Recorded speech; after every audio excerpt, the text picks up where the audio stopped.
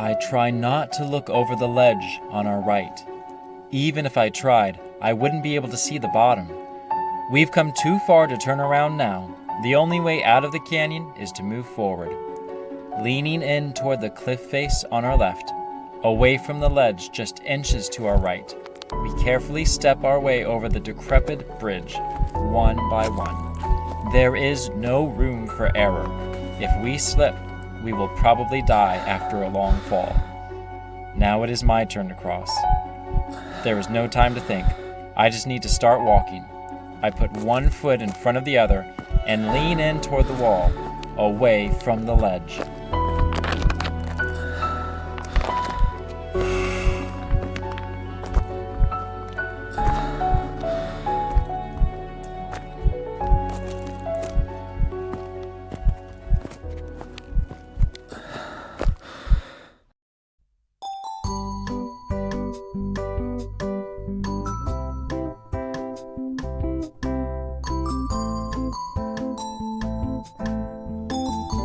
Welcome back to Nature and Science for Kids. I'm Moosejaw Matt, and this is our final episode of a 3-part series about the Grand Canyon. I want to share some experiences I had from a backpacking trip in the Grand Canyon 9 years ago. Backpacking is an outdoor activity where you fill a large backpack with everything you'll need to survive for a certain amount of time, then go out into the wilderness to enjoy. My wife and I got it into our thoughts that we wanted to go backpacking in the Grand Canyon, and not just for a night or two, but 5 days. I began doing research and found a terrific hike that is secluded and challenging. Secluded means that it is away from other people and quiet. That's exactly what we wanted, a section of the Grand Canyon all to ourselves. Now is the culmination of a year of planning. We are meeting up with 4 other friends and family members in Phoenix. Altogether, we will be a group of 6, hiking from the top of the canyon down to the Colorado River at the bottom. We begin the long drive to the canyon, going higher and higher in elevation. The landscape, which had seemed open and filled with large, red-colored buttes, is becoming more barren. A butte is a large, flat-topped rock with steep sides. With each mile, cacti and sagebrush blur past our windows. Cacti just means more than one cactus. And always there are sand and rocks. Today is the morning of our hike. It is March and cold. Yes, Arizona does get cold. A magical touch is added. It's snowing. As we meander down the first descent, we come upon a patch of ice in the shadow of a cliff. Snow and ice, which are blocked from the sun, take longer to melt than when out in the warming rays of the sun. This ice is slick, so we carefully step our way along, wondering if this trip will be more treacherous than we originally thought. Will we need spikes to strap to our feet, called crampons? We question. They would certainly make this ice easier. Nonetheless, we pass across without sliding off the cliff. Slowly, the grandness of the canyon opens before us with its indescribably immense size. I think back to when I had researched the canyon, watching videos, reading articles, and looking at numerous pictures. At some point in it all, I became concerned that I wouldn't appreciate the canyon when I saw it. How could it still wow me after seeing it on a computer or a smartphone screen hundreds of times? It seems such a silly and small question now, with the canyon before me, beneath me, and all around me. The beauty and size are staggering to my senses. It's as if I had never seen it before. Much like a relationship with God, you hear about His love, and you think you know all about it. You may wonder how it could still amaze you after hearing it so many times, but to really experience God and know His love in an intimate way makes such questions seem silly and small. To spend time with a God who has no end is grand, immense, and never dull. If you ever feel bored with God, it means you aren't experiencing Him. Like looking at the Grand Canyon on a tiny phone screen, now actually being in the real thing all around me is like hearing about God's love in a story, then getting to know Him personally. The shadows are growing long, and we have miles to go before we can set up camp. But our biggest hurdle of the day looms before us. Not up, but down before us. This section has a name. Not really a good sign to our sore legs. Cathedral Stairs. Right now, I would prefer the elevator. I'm tired. But we didn't come here for this to be easy. There's nothing to do but get to it. For 2 hours, we step down, down, down. Sometimes the trail seems invisible up ahead. We wonder if the trail got swept down over a cliff by accident. If the map weren't showing me that a trail was actually up ahead, I might not believe it and turn around. But as I keep going, it always leads me on. It amazes me. There really is a trail here. God leads us to places we cannot see if we faithfully follow Him, believing that He does not make mistakes, relying on the Bible like a map. Even as I hike this trail, so many things in my life have changed. Certain bad music I thought I could never live without is no longer a part of my life, replaced with music about God's love for me that I never thought I would enjoy. God has done this in my life, and He continues to guide me along paths of which I cannot see the ends. After 6 hard miles, we have made it to camp, exhausted. After eating, we quickly fall asleep. As we continue our journey in the canyon each day, we find a steady pace and rhythm. Hike, rest, pictures, hike, eat, hike. We find a good place to set up our camp for the next 2 nights. In the middle of a large flat area, and why not? No one else is around for miles. We haven't seen any other humans in 24 hours. Better not break an ankle. With no cell reception, if we have an emergency, it is truly an emergency. My mind flashes back to the preparation video the National Park had us watch before starting our backpacking trip. Essentially, they said, "Don't have an accident. We can't help you." The sun sets behind the cliffs high above us. Though there will be daylight left for hours, this is the way things are in the center of the canyon. It's almost feeling familiar here. As we approach the spot where we'll set up camp, we realize we're running low on water. It's decided that my father-in-law and I will take all our water containers called reservoirs and with headlamps switched on, walk down to the nearest water source. But there is some uncertainty tonight. Can we get water there? Every meal we cook requires water. Every time we brush our teeth requires water. And most of all, we must drink. Water becomes precious in the Grand Canyon. Water is life. Sir Ted, my father-in-law's nickname, and I carefully make our way down the rocky path in the dark.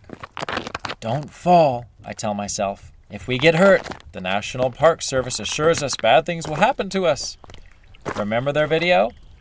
Finally, we make it to the bottom, near the trickle of water on the map. It's a lush oasis, but is there enough water? We begin to pull and push the handle of the tiny pump. Don't fail us, little pump! We need you! It always takes a while for water to make its way through all the tubing and the filter, then finally into the reservoir, even in normal watery conditions, but this seems to take longer than usual. At last, water flows through the tubes into our water containers.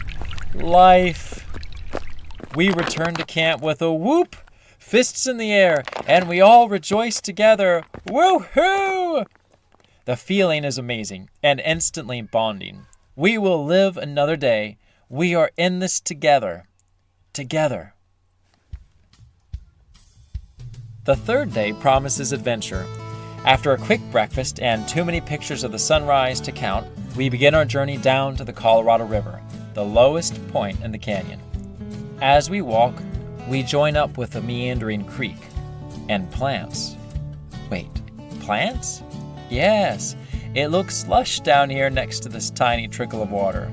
We follow the leader, the water source, down to the Colorado River. We are amazed even to see medium-sized trees down here. It emphasizes the point that in the desert, water is life. Coming from the East Coast, where water is common as air, the dry, sun-baked browns and reds are unusual. For now, the mighty Colorado River rages before us.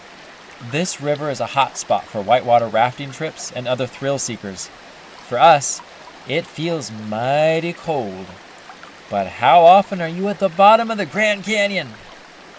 We have to jump in, right guys? Guys? Looks like I'm the only one going in. 3, 2, 1. Ah, yikes! That's cold water. What was I thinking? I hate cold water. We wake up to our day of ascent.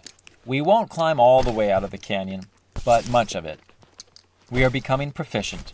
Breakfast and packing up are quicker. The trail seems deceptively easy so far. It doesn't feel like we're climbing uphill at all, but a steep hill looms before us. This we must climb, and as we do, I find myself staring at the backs of someone's shoes right in front of my face. It is so steep at certain points. I keep glancing at the map. It shows an extremely challenging and dangerous section of the route we have been anticipating the entire trip. As we approach, it does not disappoint. The trail narrows near a corner. I try not to look over the ledge on our right. Even if I tried, I wouldn't be able to see the bottom. We've come too far to turn around now. The only way out of the canyon is to move forward.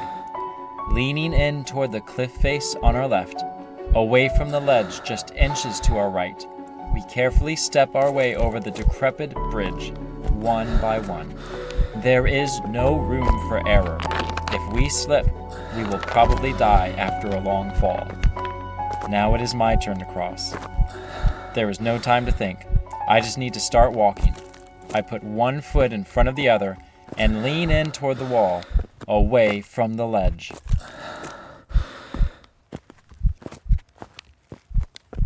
Surprisingly, my feet know what to do. I don't think. I just do what I've been doing every day before this. I walk on the path before me. I make it. I pass around the corner without slipping, then notice large boulders in front of me. But there is no time to stop, or I may slip and fall. I immediately climb. God sometimes does this. He is so good, helping us pass difficulties in our lives, and we are ready to rest, but something else comes up, and we don't have time to stop. We must keep going, keep trusting. Standing atop the rubble, I look back. I made it. One at a time, we all make it. Safe. 1 hour later, we arrive at our campsite, Yuma Point. We step out to a rocky point with a view of the Grand Canyon to the front, the left, the right, in almost every direction except directly behind us. It's breathtaking. It's amazing. Some of the most amazing scenery I've ever experienced. We see something unusual here. Another human. We have not seen one for 3 days. This man has already set up for the evening. We talk with him. He's from Phoenix, so he's local. Then he says something I won't ever forget. This is a special place on Earth. You can stay here at this campsite. I'll go to the next one. This man we just met is giving up the best campsite in the world to us so we can enjoy it. Thank you. Thank you. Years later, I still recall his words. This is a special place on Earth. Dave, if you're listening, thank you for being so generous. In a world full of humans seeking the best only for themselves, you gave away the best to strangers. Your generosity made a special place on Earth even more special. Another surprise awaits us up here at Yuma Point. On the map, there are no blue lines. There is no water. But huddled in the corners of shadows is frozen water, snow. We can melt it, filter it, and drink it. We will not run out of water. Thanks God for providing for us in a parched land. Friends, the Grand Canyon is a special place on Earth. I hope you have the chance to visit, and maybe even stand on Yuma Point.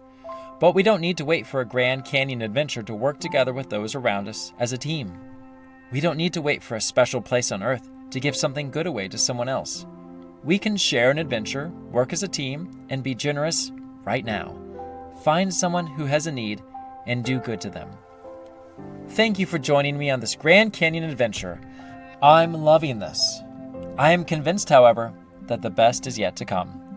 If you are enjoying this podcast, please leave a review, share with a friend, or consider becoming a Patreon. See the episode notes for a link to our Patreon page. Finally, don't forget to check out Instagram and Facebook for pictures of our Grand Canyon adventure. I'm Moosejaw Matt, your host and friend. Until next time, keep exploring. Hold on. My program director is trying to get my attention. What is she saying? No, I don't have a mystery hound.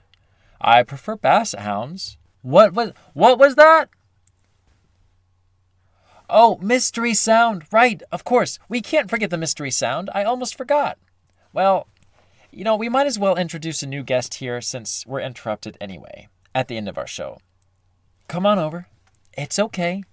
Don't be shy. Hello. Emma, are you ready to guess the mystery sound? Yeah, I'm ready. Here is the mystery sound, which is also a clue to our next episode.